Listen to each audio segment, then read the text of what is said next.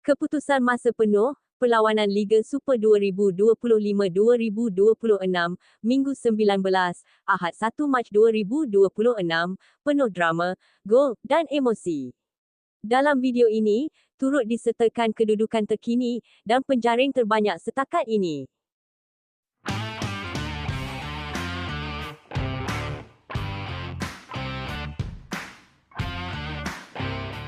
Berikut, hasil keputusan masa penuh, Liga Super Minggu 19, Ahad 1 Mac 2026.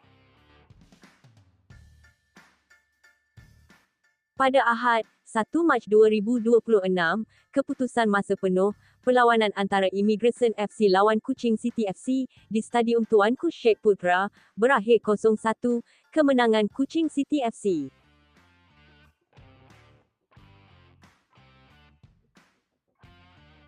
Liga Super Malaysia 2025 makin membara, dan kalau tengok carta terkini, memang berbau drama sampai ke hujung musim. Di tangga teratas, siapa lagi kalau bukan Johor Darul Ta'zim FC dengan 54 mata. JDT terus selesa memecut, tinggalkan pencabar jauh di belakang. Konsisten, tajam, dan sukar digugat. Di belakang, perebutan makin panas. Selangor FC dan Kuala Lumpur City FC terikat 36 mata, satu mata pun boleh ubah segalanya. Sementara itu, Kuching City FC rapat dengan 34 mata, jangan pandang rendah kebangkitan mereka. Masuk kelompok pertengahan, Terengganu FC, 28 mata, cuba kekal relevan, diikuti di PMM FC yang masih memburu momentum.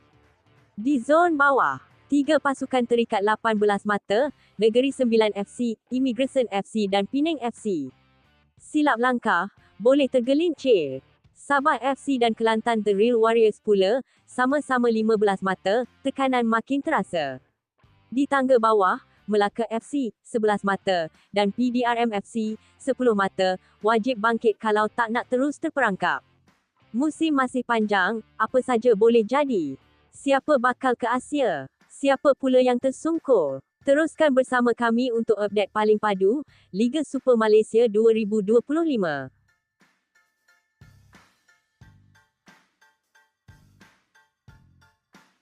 Persaingan Liga Super makin panas, dan bukan saja perebutan takhta Liga yang jadi tumpuan, carta penjaring pun tengah terbakar.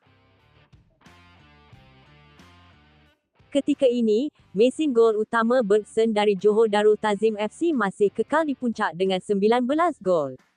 Tajam, konsisten, dan cukup berbisa di depan gawang. Tapi jangan selesa dulu. Gregor Moraes dari Selangor FC rapat mengejar dengan 17 gol, beza cuma 2 jaringan sahaja. Di belakang mereka, ada Jairo da Silva, 12 gol, yang terus jadi sandaran JDT, manakala Ronald Ngah dari Kuching City FC sudah meledak 11 gol. Barisan 10 gol pula menampilkan Safawi Rashid bersama Kuala Lumpur City FC, dan Ajdin Mujagid dari JDT, dua nama yang bila-bila masa boleh melonjak naik. Dan jangan lupa pencabar 8 gol, Eduardo Sosa dari Immigration FC serta Dylan Wenzel Hals mewakili Penang FC. Persoalannya sekarang, siapa bakal jadi raja gol musim ini? Teruskan bersama kami untuk update terkini Liga Super Malaysia 2025.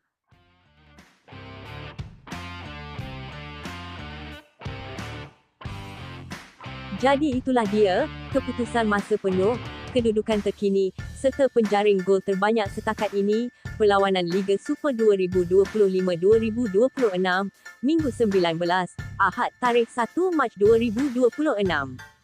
Segala yang anda perlu tahu tentang Liga Super Malaysia ada di sini, Liga M Update. Teruskan sokongan anda, jangan lupa like, share dan langgan saluran ini, sebab di sinilah anda akan dapat berita terkini dan paling pantas tentang bola sepak tempatan. Jumpa lagi dalam update seterusnya, geng.